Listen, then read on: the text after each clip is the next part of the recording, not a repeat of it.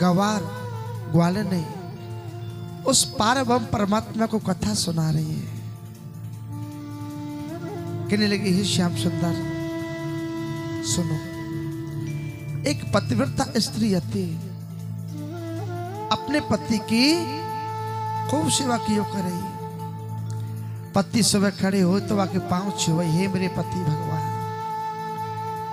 पति जब स्नान कर ले उनको भोजन परोसे, सबसे पहले पति को भोजन करावे, बाकी बाद में भोजन ग्रहण करे। जब पति भगवान रात को सो जावे ना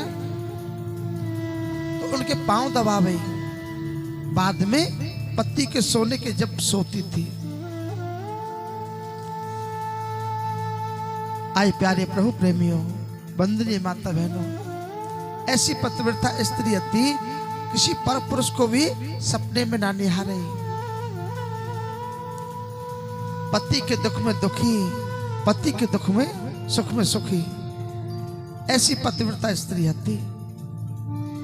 कहने लगी, हे श्याम सुंदर, एक दिन वह पतिव्रता स्त्री के पति दूर परदेश में कमाने के लिए जाने लगे। वो पतिव्रता स्त्री कहने लगी, हे स्वामी, जब आप दूर परदेश में कमाने के लिए चले जाओगे तो मेरे पतिव्रत धर्म का क्या होगा? मैं किसकी सेवा करूंगी? तो उनके पति ने एक मिट्टी की मूर्ति बना करके दी। कहने लगे, देवी, जैसे सुबह उठते ही आप मेरे पांव छूती हो ना, इस मिट्टी की मूर्ति के पांव छूना, समझ लो मेरे पांव छू लिए। जैसे सुबह मुझको स्नान कराती हो तो आप 4 छींटे इस मिट्टी की मूर्ति के लगाना, समझ लो मैंने स्नान कर लिया। देवी, जब तुम मुझको भोजन ग्रहण करा करके स्वयं भोजन ग्रहण करती हो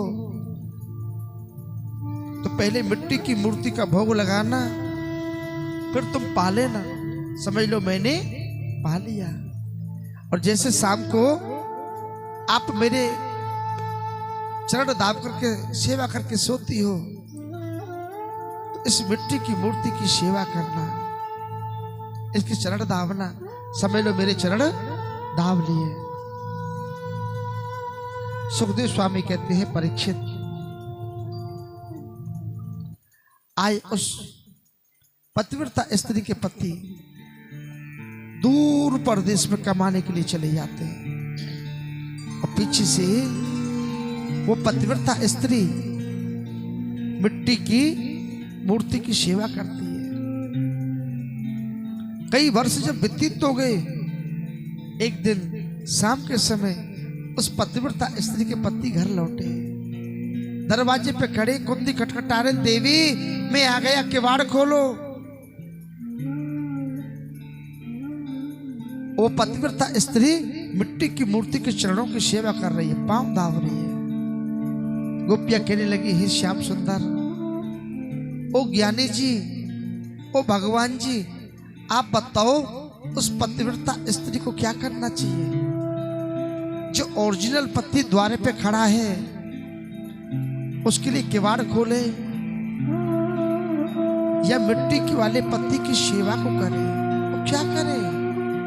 भगवान कहने लगे, हे गोपियों, जब जीवन में ओरिजिनल पति आ जाए तो मिट्टी वाले पति की सेवा को छोड़ देना चाहिए।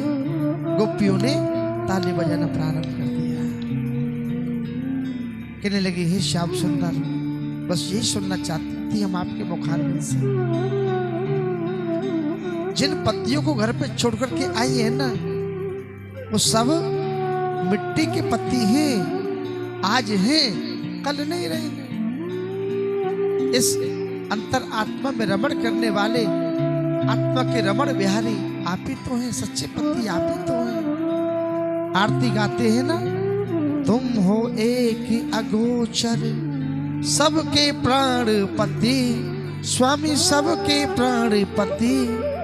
तो सबके प्राणों के पति कौन है? ये गोविंद है। भोले बाबा को भी महाराज देखने के लिए आना पड़ा ना, तो भी गोपी बनकर के आना पड़ा। कहने लगे, हे गोपाल, हम तो सच्चे पति के पास आए हैं, आपने कैसे कह दिया कि हम परपुरुष के पास में आए? तब जाके भगवान ने उन गोपियों का स्वागत किया है। स्वागतम वो महाभागा अष्टाम कर्वाम के। हे गोपियों, आपको बताना पड़ेगा